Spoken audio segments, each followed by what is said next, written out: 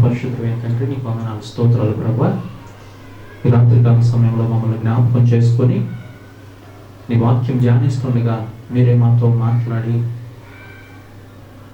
నీ నిత్య జీవానికి వారసులుగా మమ్మల్ని నీ కృపలో లేవనెత్తమని, నీ వాక్యం ద్వారా ప్రతి బిడ్డను మేమందరం మమ్మల్ని సరిచేసుకున్నట్లుగా సహాయం చేయమని త్వరగా రాని నేసే నమ్ముడు ఇచ్చినాం తండ్రి, ఆమేన్.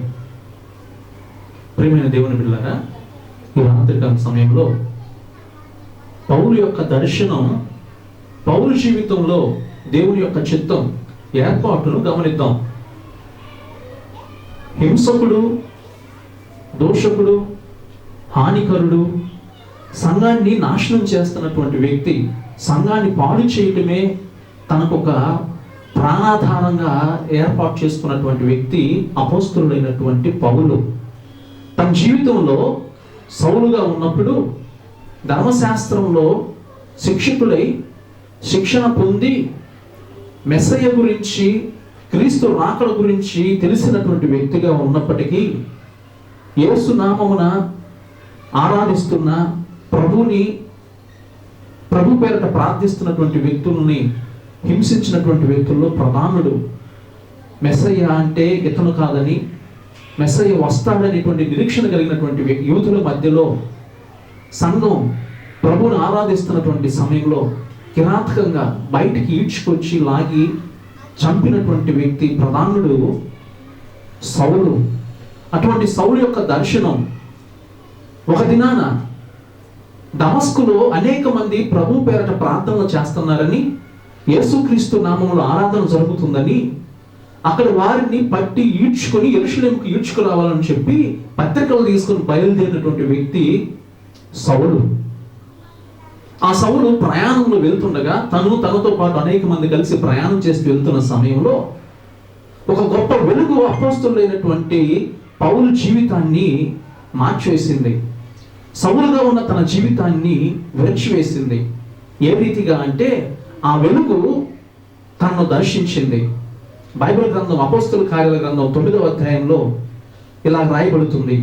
అతను ప్రయాణం చేస్తూ దమస్కు దగ్గరకు వచ్చినప్పుడు అకస్మాత్తుగా ఆకాశం నుండి ఒక గొప్ప వెలుగు అతని చుట్టూ ప్రకాశించడం, ఆ వెలుగు అతన్ని ప్రకాశించిన తరువాత అతను కింద పడిపోయి, ప్రభువా నీవెవరివి అని ప్రశ్నిస్తున్న సమయంలో అతనితో ఒక స్వరం మాట్లాడుతుంది. ఆ స్వరం ఏమని అంటుందో తెలుసునా? నీవు హింసిస్తున్నటువంటి యేసును. దేవునికి స్తోత్రం చెప్తాం. హల్లెలూయా. ఏ సంఘాన్ని అయితే పాడు చేస్తున్నాడో, నాశనం చేస్తున్నాడో, ఏ సంఘాన్ని అయితే సౌలు కిరాతకంగా హింసించి పట్టుకొని ఈడ్చుకొని రావాలని బయలుదేరి వెళ్తున్నాడో, ఆ దమస్కు ప్రాంతంలోనికి ప్రవేశిస్తున్న సమయంలో ఆకాశం నుండి ఒక గొప్ప వెలుగు వచ్చి అతన్ని దర్శించింది, అతనితో మాట్లాడుతుంది. ఆ స్వరం అంటున్న మాట ఏంటో తెలిసిన? నీవు హింసిస్తున్నటువంటి యేసును నేనే. ప్రభు మాట్లాడుతున్నాడు సౌలుతో. ఆయనతో మాట్లాడి అతని జీవితాన్ని మార్చివేసింది. ఒక గొప్ప మార్పుని పౌలుగా తనను విరిచింది దేవుని కృప. ఆ తరువాత దేవుడైనటువంటి యెహోవా పరిశుద్ధాత్ముడు ఆ దమస్కు ప్రాంతంలో ఉన్నటువంటి దైవజనుడైనటువంటి అననీయాతో ఇలా మాట్లాడుతుంది. అననీయాతో స్వరమెత్తి ప్రభు మాట్లాడుతున్నాడు. పిల్లలు గమనించండి. అననీయ, తిన్ననైనటువంటి వీధిలోనికి యూదా ఇంటికి నువ్వు వెళ్ళినట్లయితే గనక అదిగో అక్కడ ఒక పౌలు అనేటువంటి వ్యక్తి సౌలు జీవితంలో మాట్లాడుతున్న మాట. సౌలు అనేటువంటి వ్యక్తి ఉన్నాడు. అతను ప్రార్థిస్తున్నాడు. అతను ప్రార్థన చేస్తున్న సమయంలో అతనిపై చేతులుంచి ప్రార్థన చేస్తున్నటువంటి ఒక దర్శనాన్ని చూస్తున్నాడు అని ఎప్పుడైతే పరిశుద్ధాత్ముడు అననీయాతో మాట్లాడుతున్నాడో అప్పుడు అననీయ అంటున్నాడు, ప్రభువా ఇతడు నీ నామమును ప్రార్థించిన వారిని, సంఘాన్ని ఎంతగానో హింసించినటువంటి వ్యక్తి. అంతేకాదు దమస్కులో కూడా అనేకులను హింసించడానికి బయలుదేరినటువంటి వ్యక్తి. అందుకు దేవుడు అంటున్నాడు, బైబిల్ గ్రంథం మనం గమనించినట్లయితే 9వ అధ్యాయం 13వ వచనం, ప్రభువా ఈ మనుషుడు యెరూషలేములో నీ పరిశుద్ధులకు ఎంతో కీడు చేసి ఉన్నాడు అని నేను అనేకుల వల్ల విన్నాను. ఇక్కడనో నీ నామాన్ని బట్టి ప్రార్థన చేయవారిని అందరినీ బంధించుటకు ప్రధాన యాజకుల వల్ల అధికారం పొంది ఉన్నాడు. నువ్వు వెళ్ళు. అందుకు దేవుడు అంటున్నాడు, నీ వెళ్ళుము. అన్యజనుల ఎదుటను, రాజుల ఎదుటను, ఇశ్రాయేలుల ఎదుటను ఇతనిని నా సాధనంగా నేను వాడుకోబోతున్నాను. ఆ గొప్ప వెలుగు, ఆ దర్శనాన్ని ఎప్పుడైతే పౌలు చూచాడో, ఆ స్వరాన్ని విన్నాడో, ప్రార్థనలో ఒక స్వరాన్ని అతనికి దర్శనం చూస్తున్నాడు. ఒక వ్యక్తి వచ్చి అతనిపై చేతులుంచి ప్రార్థన చేస్తున్నట్లుగా ఆ వెలుగు పౌలు మీదకి వచ్చినప్పుడు, తన జీవితంలో సౌలుగా ఉన్నప్పుడు ఎప్పుడైతే వెలుగు అతన్ని ఆకాశం నుండి వచ్చి తనపై ప్రకాశించిందో, ఆ మరుక్షణము అతను చూపును కూడా కోల్పోయాడు. అననీయ ఎప్పుడైతే సౌలును వెతుక్కుంటూ వచ్చాడో, దేవుని చిత్త ప్రకారంగా ఏ రీతిగా అయితే దేవుడు తనతో మాట్లాడాడో, సౌలు దగ్గరికి వచ్చాడో, అతని దగ్గరికి వచ్చి అతనిపై చేతులుంచి ప్రార్థించిన మరుక్షణం అతను చూపు పొందాడు. దేవునికి స్తోత్రం చెప్తాం. హల్లెలూయా. ప్రియులారా, అన్యజనుల ఎదుట నేను వాడుకున్నట్టుకు ఇతడు ఒక సాధనమై ఉన్నాడు. రాజుల ఎదుట, ఇశ్రాయేలుల ఎదుట నా నామాన్ని భరించడానికి నేను ఇతన్ని ఏర్పాటు చేసుకున్నానని దేవుడు అననీయాతో చెప్తున్నాడు. అననీయాకైతే సౌలుకి ప్రార్థన చేయటం ఇష్టం లేదు. యెరూషలేములో అనేకుల్ని చంపినటువంటి వ్యక్తి, సంఘాన్ని హింసించినటువంటి వ్యక్తి, సంఘాన్ని పాడు చేసినటువంటి వ్యక్తి సౌలు. ఆ సౌలునే దేవుడు ఇప్పుడు ఒక సంఘంగా మారుస్తున్నాడు. అలా దేవుని ఆత్మను, పరిశుద్ధాత్మ అభిషేకంతో సౌలు సువార్త పరిచర్య ప్రారంభించాడు. ఇలా సౌలు సువార్త పరిచర్య ప్రారంభం చేసి గలతీలకు సువార్తను తెలియచేసి ప్రభు పేరట అనేకుల్ని రక్షణ మార్గంలోకి నడిపించాడు. ఎప్పుడైతే సౌలు గలతీలకు సువార్తను ప్రకటించి మారు మనసుకు అనేటటువంటి క్రమంలోకి నడిపించాడో, ఆ గలతీ సంఘంలో భిన్నమైన బోధ ప్రారంభమైంది. ఆ భిన్నమైన బోధ వలన సంఘం కలవరపడిపోతుంది. ఆ సంఘాన్ని బలపరుచుకోవడం కోసం పౌలు ఇలాగ మాట్లాడుతున్నాడు. గలతీలకు రాసినటువంటి పత్రిక మనం గమనించినట్లయితే, కూర్చో, ఇబ్బందిగా ఉంటాయి, సంతోషం, కూర్చో. ఏమని సెలవిస్తున్నాడు? ఈ గలతీలకు రాసినటువంటి పత్రిక 3వ అధ్యాయంలో ఇలాగ రాయబడి ఉంది. పౌలు సువార్తను బోధించినటువంటి సమయంలో ఎంతో కష్టపడ్డాడు, ఎంతో ప్రయాసపడ్డాడు. క్రీస్తు కృపను బట్టి మిమ్మల్ని పిలిచిన వారిని విడిచి భిన్నమైన సువార్త తట్టుకు మీరు ఇంత త్వరగా తిరిగిపోవటం చూడగా నాకు ఆశ్చర్యం అవుతుంది. క్రీస్తు కృపను బట్టి మిమ్మల్ని పిలిచిన వారిని విడిచి భిన్నమైన సువార్త తట్టుకు మీరు ఇంత త్వరగా తిరిగిపోవటం చూడగా నాకు ఆశ్చర్యం వేస్తుంది. భిన్నమైన సువార్తలకు తిరిగిపోతున్నారు ఈ రోజున సంఘంలో అనేక మంది. కొత్త బోధలు కావాల్సి వస్తుంది. జరిగినా జరగకపోయినా కట్టుకథలు, పెట్టకథలకు మనసు నిలుపుతున్నారు కానీ నిజంగా దేవుని వాక్యాన్ని అంగీకరించట్లేదు.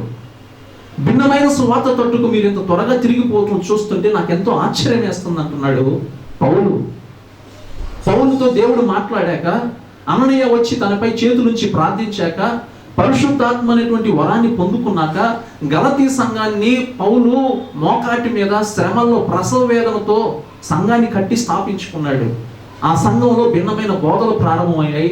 ఆ బోధల వలన సంఘం కలవరపడిపోతుంది. మనం గమనించినట్లయితే కనుక పౌలు సువార్త ప్రారంభించిన తరువాత అరేబియాకి, అనేక ప్రాంతాలకు సువార్త చేస్తూ వెళ్ళాడు. ఈ గలతీ ప్రాంతంలో కూడా సువార్త చేస్తుంటే వారిలో ఒక సమస్య ప్రారంభమైంది. 3వ అధ్యాయం 3వ వచనం మనం చూస్తే గలతీలకు రాసిన పత్రిక 3:3 ఇలా రాయబడి ఉంది. మీరింత అవివేకులైకిరా, మొదట ఆత్మానుసారంగా ఆరంభించి ఇప్పుడు శరీరానుసారంగా పరిపూర్ణులగుదురా. మొదట ఆత్మానుసారంగా ఆరంభించారు, ఇప్పుడు శరీరానుసారంగా పరిపూర్ణులు అవ్వాలనుకుంటున్నారా? ఏ విషయం గురించి? భిన్నమైన బోధ ప్రారంభమైంది చెప్తున్నాడు. ధర్మశాస్త్ర సంబంధమైన క్రియల వల్ల మీరు ఆత్మను పొందితిరా, లేక విశ్వాసంతో వినుట వల్ల పొందితిరా? పరిశుద్ధాత్మ నీ మీదకి ఎలాగొచ్చింది? ధర్మశాస్త్రం ద్వారానా? విశ్వాసంతో ప్రభువును గురించి వినుట ద్వారానా? ఎందుకు మీరు భిన్న బోధల వైపు తిరిగిపోతున్నారు? గమనించండి. మరొక విషయం మనం గమనించినట్లయితే, వ్యర్థంగానే ఇన్ని కష్టాలు అనుభవించారా? అది నిజంగా వ్యర్థమగును. ఆత్మను మీకు అనుగ్రహించి మీరు అద్భుతాలు చేయవాడు ధర్మశాస్త్ర సంబంధమైన క్రియల వలన లేక విశ్వాసంతో వినుట వలన చేయించున్నాడు. మీరు ఆ విషయాలు గమనించండి. మీరు అద్భుతాలు చేయించువాడు ధర్మశాస్త్ర సంబంధ క్రియల వలన లేక విశ్వాసంతో వినుట వలన చేయించుచున్నది. నీకు ఆత్మ వచ్చిందంటే ఆత్మానుసారంగా నువ్వు జీవిస్తున్నావంటే ప్రభువును కూర్చున్నటువంటి సువార్త వినటం వలన నీకు పరిశుద్ధాత్మ వచ్చింది. నీకు అద్భుతం జరుగుతుందంటే నీ జీవితంలో నువ్వు ఆశ్చర్యకార్యం అనుభవిస్తున్నావంటే ధర్మశాస్త్రం ద్వారా కాదు, ప్రభువును గురించి వినటం వల్లనే జరుగుతుంది. ప్రభువును మర్చిపోతున్నావు. ధర్మశాస్త్రమే ప్రాముఖ్యమని, ధర్మశాస్త్రం ద్వారానే మనకి నీతి అని సంఘంలో అనేకులు సమస్యను తావురేపారు ఆ దినాల్లో. అందుకు పౌలు అంటున్నాడు, పరిశుద్ధ గ్రంథం నుంచి గలతీయులకు రాసిన పత్రిక 5వ అధ్యాయం 14వ వచనం చూస్తే, ధర్మశాస్త్రం అంతయు నిన్ను వలె నీ పొరుగు వానిని ప్రేమించుము, నిన్ను వలె నీ పొరుగు వానిని ప్రేమించు అని ఒక్క మాటలో సంపూర్ణమైపోయింది. ధర్మశాస్త్రం అంతా కూడా ఒకే ఒక మాటతో సంపూర్ణమైంది. ఏంటది? నిన్ను వలె నీ పొరుగు వారిని ప్రేమించు అన్న ఒక మాటతో సంపూర్ణమైంది. మీరు ఎందుకు భిన్నమైన బోధల తట్టు ఆకర్షింపబడుతున్నారు? ఎందుకు మీ సంఘాలను విడిచిపెట్టుకుంటున్నారు? ఎందుకు నీ దైవజనుడికి దూరం అయిపోతున్నావు? భిన్న బోధలకు, విభిన్నమైనటువంటి కల్పన కథలకు మనసు నిలిపి సత్యాన్ని గ్రహించకుండా ఉంటున్నావు. ఈ రాత్రి నువ్వు గ్రహించాల్సినటువంటి విషయం, భిన్నమైన బోధలకు తిరిగిపోవద్దు, సత్యాన్ని గ్రహించు. ధర్మశాస్త్రం వల్ల కాదు నీవు నీతిమంతుడిగా ఎంచబడేది.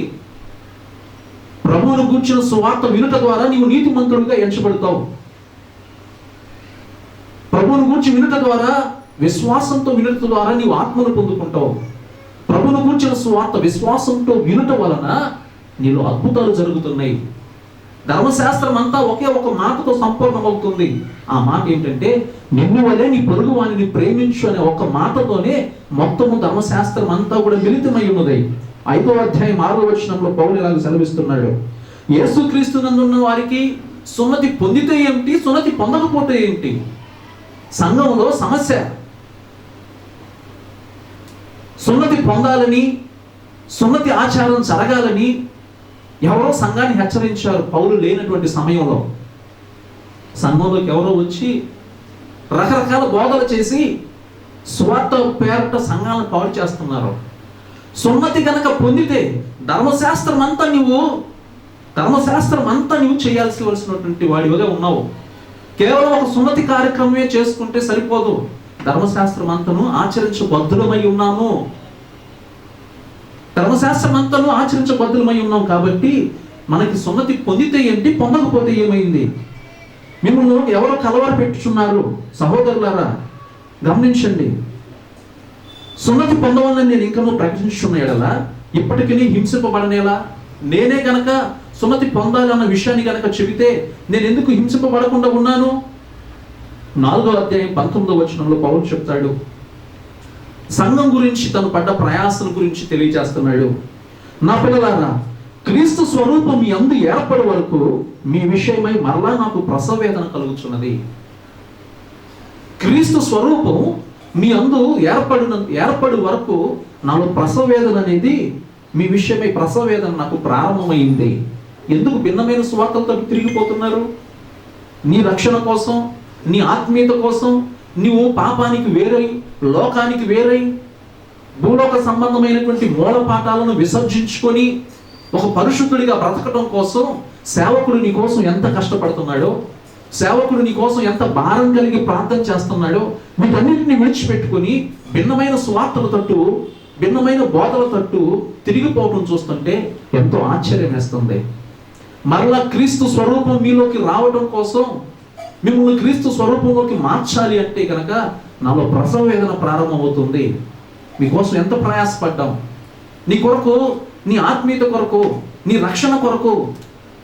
ఒక స్త్రీ ఏ విధంగా ప్రసవ వేదన అనుభవిస్తుందో అంత ప్రసవ వేదనతో నిన్ను మారు మనసు రక్షణ మార్గంలోకి నడిపిస్తే, ఈ రోజున సంఘాన్ని విడిచిపెట్టుకొని భిన్నమైన బోధల్లోనికి వెళ్ళిపోతున్నారు ప్రజలు అనేక మంది. 5వ అధ్యాయం 10వ వచనంలో పౌలు ఇలాగ సెలవిస్తున్నాడు, మీరెంత మాత్రము వేరుగా ఆలోచింపవలదు, ఆలోచింపరని ప్రభునందు మిమ్మల్ని గూర్చి నేను రూఢిగా నమ్ముకొనుచున్నాను.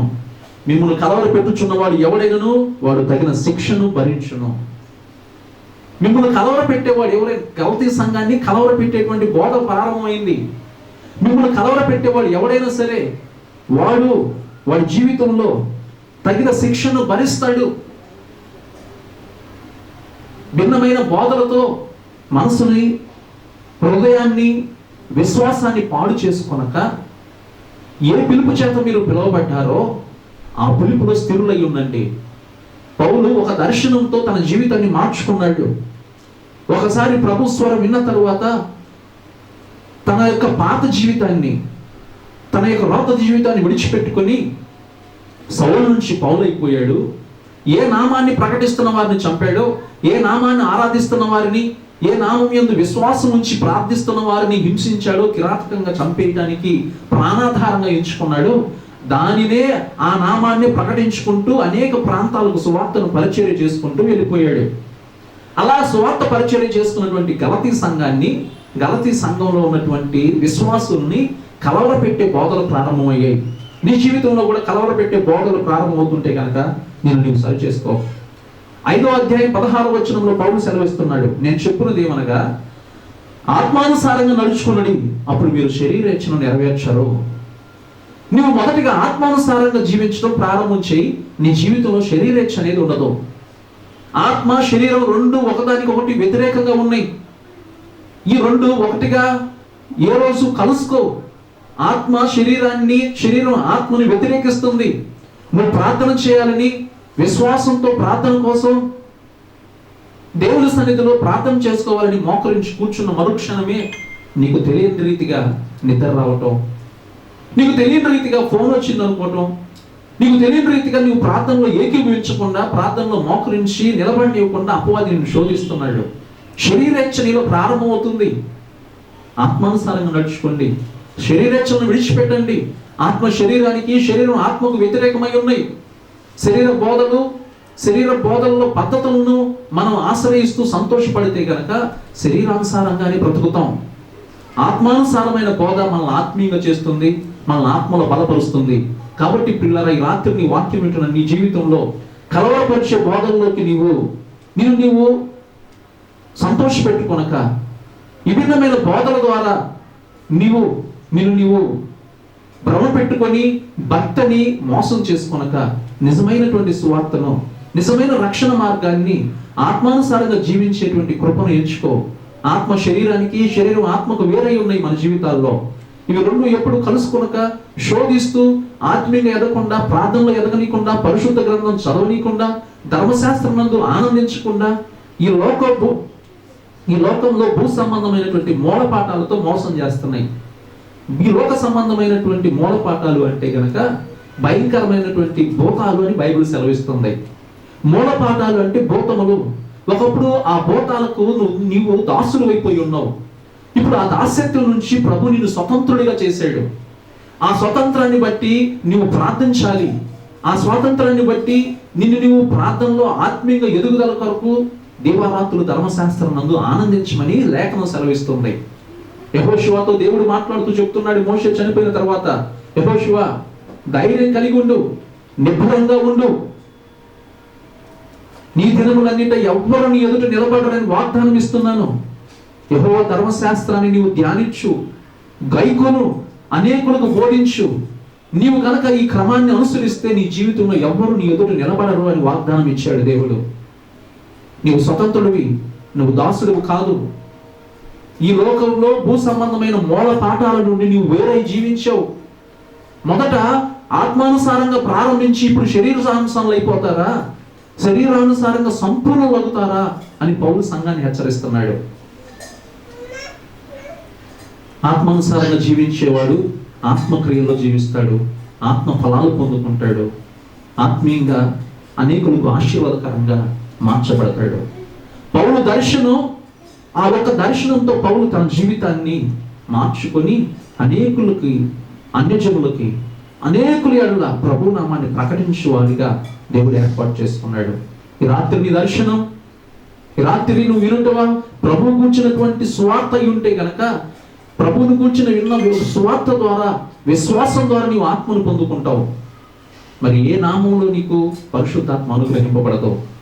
కాబట్టి ప్రియ సహోదరి సహోదరుడా, ప్రభువుని కూర్చున్న వార్త అనేకుల్ని మార్చింది, అనేక అద్భుతాలు చేసింది. ఆయన నామాన్ని దూషించిన వారిని, ద్వేషించిన వారిని మార్చింది. నీ కుటుంబంలో, నీలో, ఈ లోకంలో ఎటువంటి వ్యక్తినైనా సరే ప్రభు పాదాల దగ్గరకు తీసుకొస్తే రక్షణ మార్గంలోనికి నడిపిస్తుంది.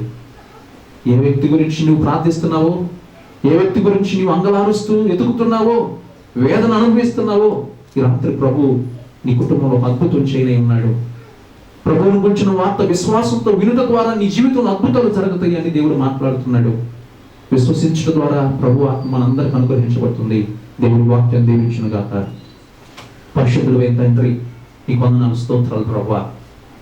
పౌలు యొక్క దర్శనం దమస్కులోనైనా ఆ బిడ్డతో ఏ రీతిగా మీరు మాట్లాడారో, సౌలుని పౌలుగా మార్చి అననీయతోనైనా మీరు మాట్లాడి సౌలుపై చేతు నుంచి ప్రార్థించి పరిశుద్ధాత్మ అభిషేకాన్ని పొందుకునేలాగా సువార్తకు ఏర్పాటు చేసుకున్నావు.